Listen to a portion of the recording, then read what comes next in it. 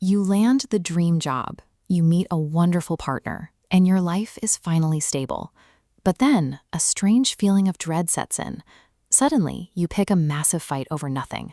You procrastinate on a critical project until it fails. You burn the situation to the ground. While it's easy to assume this comes from self-hatred or a simple fear of failure, the psychological reality is much more specific. You aren't crazy. Your brain is executing a program it was wired to perform for your own survival. This behavior suggests that, for some of us, our internal biology has been trained to treat unexpected happiness as a signal of high-stakes danger. Consider the psychology of people who prefer staying at home. For an anxious mind, the ability to control the lighting, the noise, and the vibe provides immense predictability. In this context, being able to dictate the outside world means that control equals survival. Our emotional lives function through a similar lens. The environments we grow up in establish our internal baseline for what normal looks like. If you grew up in chaos, your nervous system adapted to those erratic spikes. That chaos became your baseline normal. When life suddenly becomes peaceful, your brain registers an anomaly. It rejects the quiet because it contradicts everything it expects. To a trauma-adapted nervous system, true peace simply feels like the terrifying, unpredictable suspense right before an inevitable storm. Psychologists call this the upper limit problem. It's a subconscious threshold that dictates exactly how much happiness, love, or success we believe we are allowed to have. The moment your life breaches this limit, internal alarms start blaring. You feel a biological urge to pull back before something goes wrong.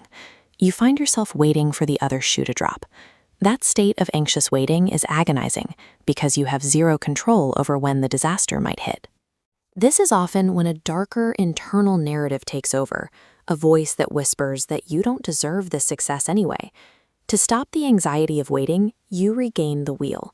You ruin the situation yourself, ensuring the heartbreak happens on your own terms. This act of sabotage forces your reality back into the familiar, survivable chaos your brain already knows how to navigate. This forces a diagnostic question. When you feel the urge to quit or pick a fight, is something actually wrong, or does the happiness just feel too unfamiliar to hold? Distinguishing between the two is vital. One choice protects your boundaries, while the other builds a cage of isolation. If you find yourself hitting the eject button whenever life gets good, you aren't doomed to be unhappy. Your nervous system is capable of change. It just needs to be slowly retrained to understand that peace is a safe state to inhabit. You can learn to resist the urge to burn your life down just to feel the familiar warmth of the fire.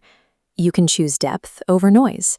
By rewriting your definition of safety, you can finally leave the performance of self-destruction behind and live in true peace.